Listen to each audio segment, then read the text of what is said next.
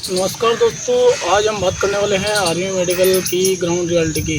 कई लोग जो अभी अग्निवीर में भर्ती होने जा रहे हैं या जो भी भर्ती में पास हो गए और मेडिकल के लिए उनको बुलाया गया है, ग्राउंड में ही मेडिकल होता है, तो मेडिकल में जाने से पहले आपको किन बातों का ध्यान रखना चाहिए उसके बारे में आपसे डिस्कस करना चाहूँगा। ऐसे बहुत सारी अकेडमीज़ है जो वीडियो डालती रहती है, उल्टे पुल्टे आपको दिखाती रहती है कि ये होगा, वो होगा, ऐसा होगा, वैसा होगा। मैं आपको ग्राउंड रियलिटी बताता हूँ जो मैंने फेस किया है, और आपको भी अवेयर होकर वहाँ जाना चाहिए, नहीं तो आपके बहुत सारे मेडिकल पॉइंट बन जाएंगे और आप वहाँ से रिक्रूटमेंट से आउट हो जाओगे। तो सबसे पहले मैं सर से स्टार्ट करता हूँ और आपको पैर के नाखून तक आपको पूरा बताता हूँ कि मेडिकल में वहाँ क्या क्या होता है।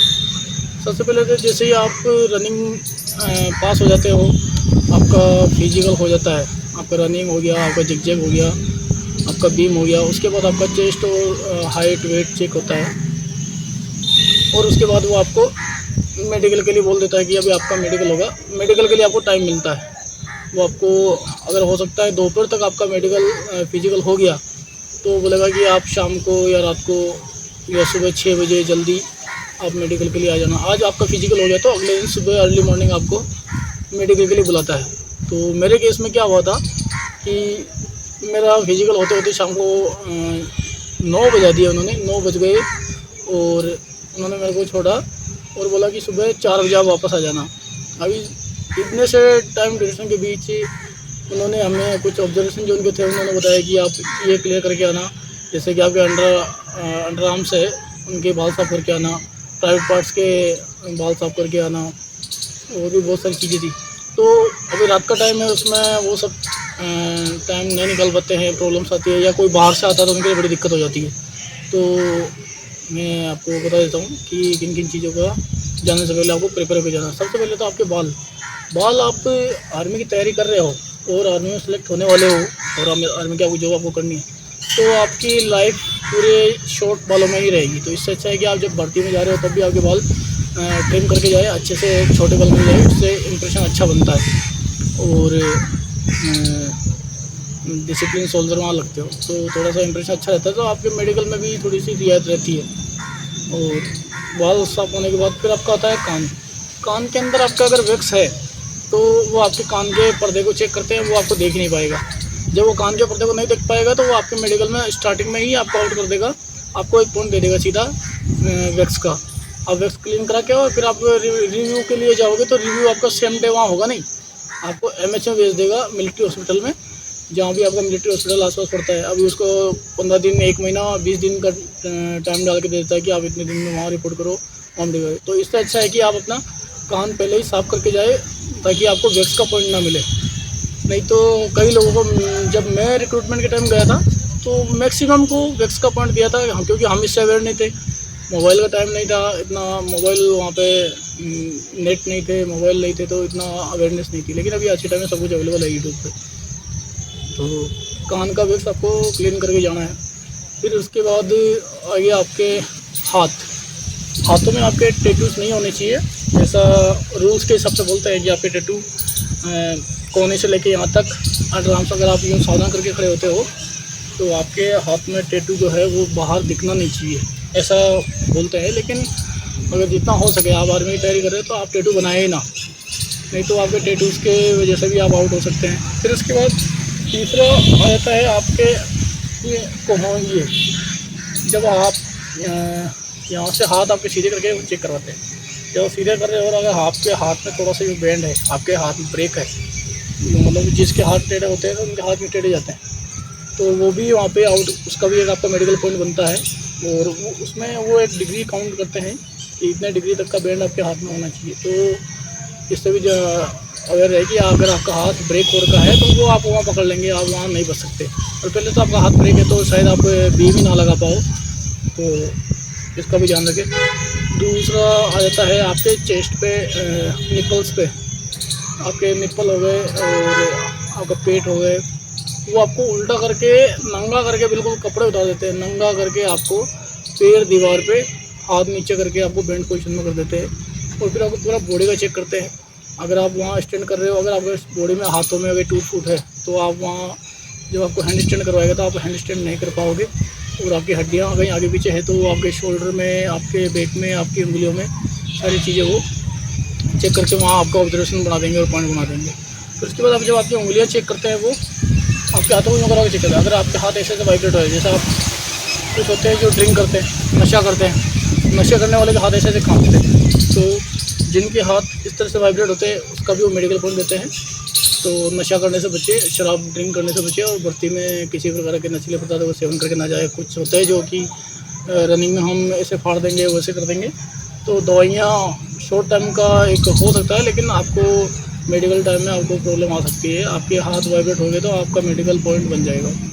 फिर उसके बाद आपके हाथों का पसीना चेक करते हैं। अगर आप हाथ को भर्ती में हो और आपको सबसे पहले वहाँ पे डिमोटिवेट नहीं होना है, क्योंकि इतने लोग होते हैं कि मेरा सिलेक्शन होगा नहीं होगा, तो थोड़ी घबराहट से रहती है। तो बंदे को ध्यान नहीं होता है, वो हाथों को बंद करके अगर खड़े हो रहे हैं, उनके हाथों में पसीना हो गया तो एक पसीने का भी आपका पॉइंट बन जाता है।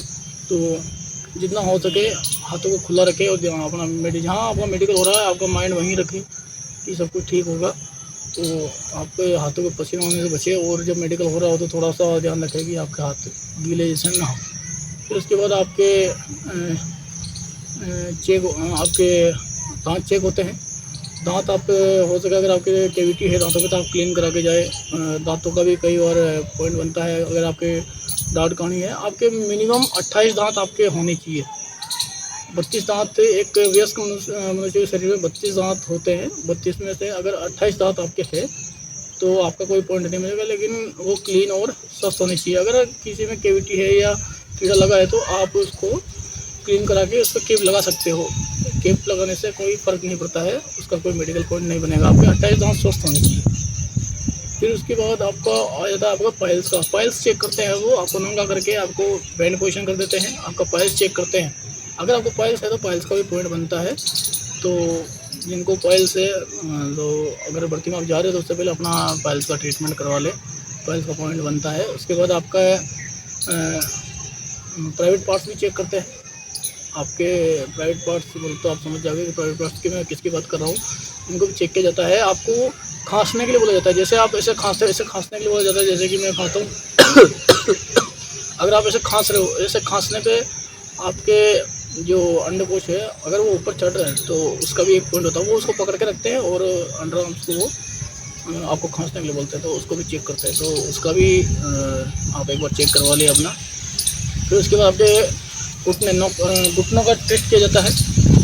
मैं अभी आँखों का आपको छोड़ दिया। आँखों का 2-3 पॉइंट होते हैं, मैं आपको एक साथ ही बता दूँगा लास्ट में। तो घुटने का जो होता है, घुटने में क्या होता है कि जैसे आप घुटने पैर लंबे कर रहे हो, मैं आपको पैर लंबे करके बता देता हूँ। एक बार खड़े हो गए, पैर आप लंबे कर रहे हो, आपके नीचे टच करना है। जैसे कि आप ये खड़े हैं और आप पैर टच कर रहे हो, आपके पैर नीचे से टच है तो आपके यहाँ गैप होना चाहिए। ये गैप आपका होना चाहिए, ये गैप आपका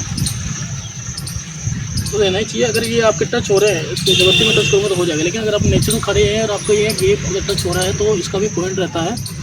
तो इसका भी ध्यान रखें। इसके लिए बहुत सारी एक्सरसाइज होती है, और लॉन्ग डिस्टेंस वगैरह वो एक्सरसाइज करते हो तो आपका ये गेप भी कम हो सकता है। ये गेप आपका कवर हो सकता है, इस गेप को आप खोल सकते हो। फिर उसके बाद एक फ्लैट फुट का होता है। फ्लैट फुट में क्या होता है कि जैसे आप आपको दिखा देता हूँ मैं। फ्लैट फुट में क्या होता है, जैसे ये स्पेस दिख रहा है आपको, ये स्पेस बिल्कुल भरा रहता है मान से, और आपका पैर बिल्कुल फ्लैट रहता है। तो वो पैर फ्लैट नहीं होना चाहिए, और जैसा शेप मेरा है उस टाइप में आपको शेप रहना चाहिए। अगर आप जैसे इसको अगर आपको चेक करना है तो आप गीले पानी में अपना पैर डुबो और उसको एक फर्श के ऊपर लगा के रखें। अगर आपका पैर पूरा छप रहा है तो आपका फ्लैट फुट है, और उसका भी एक ऑब्जर्वेशन बनता है मेडिकल पॉइंट में, तो उसका ध्यान रखें। और काफ़ी हद तक जिसका कम होता है फ्लैट फुट, कई लोग बीच में शूज़ में कपड़ा लगा के, सिलाई करा के, रबड़ लगा के उसको फ्लैट फुट को कवर कर लेते हैं, लेकिन मुझे नहीं लगता कि शायद ऐसा होता होगा। तो इसका भी एक ऑब्जर्वेशन पॉइंट बनता है। अभी उसके बाद आपका पैरों में पसीना, एक पैरों में पसीने का भी पॉइंट बनता है। अगर आपके पैरों में पसीना आ रहा है तो उसको भी चेक करते हैं। जब आप सबको एक लाइन में खड़ा करके और वो पीछे पैर करवा देता है कि एक पैर को खड़ा करके वो आपको पीछे से एक का निकलने जाएगा और आपका पैर चेक करता जाएगा। तो उसका भी ध्यान रखें, आपका पैरों में पसीना नहीं आना चाहिए। और हो सकता है तो उस टाइम जब चेक कर रहे हो तो अगर आप दरी पे खड़े हैं तो वैसे तो आप चप्पल शूज़ तो कुछ होते नहीं है वहाँ पे, तो दरी पे खड़े हो तो थोड़ा सा पहुँच ले, जब वो आए तो पहुँच के रखें। तो इससे भी आप बच सकते हो। उसके बाद आता है आँखों का पॉइंट। आँखों के बारे में आँखों का एक आपका 6x6 का टेस्ट होता है, जिसमें आपकी दोनों आँखों का टेस्ट किया जाता है। 6 मीटर पे आपको एक लकड़ी का फट्टा या गत्ता कुछ भी जो उनके पास अवेलेबल होता है वो ऐसे रखवा देते हैं, और उसके बाद आपसे अल्फ़ाबेट और न्यूमेरिकल नंबर जो होते हैं वो असेंडिंग ऑर्डर में, मतलब बड़े से छोटे के रूप में होते हैं, तो उनको आपको पढ़ना होता है।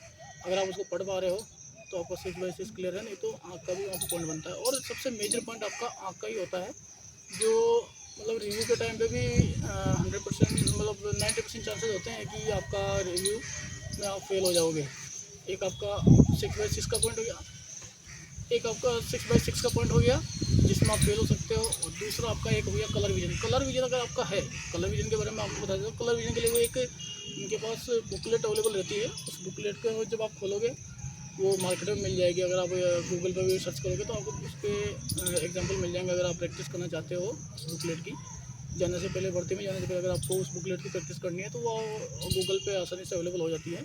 उसमें क्या होता है, पूरे राउंड बने हुए होते हैं, डॉटेड राउंड होते हैं, उनके बीच में उन्हीं डॉटेड से डिज़ाइन बनी होती है, न्यूमेरिकल नंबर लिखे हुए होते हैं 3, 4, 6, 5। वो आपको फास्ट रीड करने होते हैं। जिनका कलर ब्लाइंडनेस होता है वो उसको नहीं पढ़ पाते हैं, और वो रिव्यू जब ग्राउंड है, ग्राउंड में तो वो आपको रिव्यू दे देगा, लेकिन उसको आप जब मिलिट्री हॉस्पिटल में जाओगे तो वहाँ का डॉक्टर आपको फेल कर देगा, तो आप भर्ती से बाहर हो जाओगे। कलर ब्लाइंडनेस है तो अगर आपको पता है मेरा कलर ब्लाइंडनेस है तो आपको आर्मी रिक्रूटमेंट अवॉइड कर देना चाहिए। पैरामिलिट्री आर्मी आप अवॉइड कर देना चाहिए। आप पुलिस की तैयारी कर सकते हो, बाकी पैरामिलिट्री और आर्मी के अंदर आप कलर ब्लाइंडनेस अगर आपका है तो आप नहीं जा सकते। आपकी अगर मेरी वीडियो आपके लिए इन्फॉर्मेटिव है और आप चाहते हो कि मैं इससे आगे पूरा प्रोसेस का वीडियो बना के आपको दूं, तो आप कमेंट करें और हमारे चैनल को सब्सक्राइब करके हमें सपोर्ट कर सकते हैं। और आपको वीडियो कैसी लगी आप कमेंट सेक्शन में अपना जवाब ज़रूर दें। और आपको और क्या इन्फॉर्मेशन चाहिए जो मैं आपको प्रोवाइड कर सकता हूँ, क्योंकि मैं अपने एक्सपीरियंस से बता रहा हूँ। मैंने ग्राउंड का पूरा एक्सपीरियंस वहाँ का देखा हुआ है, चाहे वो फिजिकल का हो, और चाहे वो टीए का हो, चाहे बीएसएफ का हो, या आर्मी रिक्रूटमेंट का हो। सारे फिजिकल्स मैंने क्लियर किए हुए हैं। 1600 मीटर रनिंग मैं बहुत पहले क्लियर कर चुका हूँ।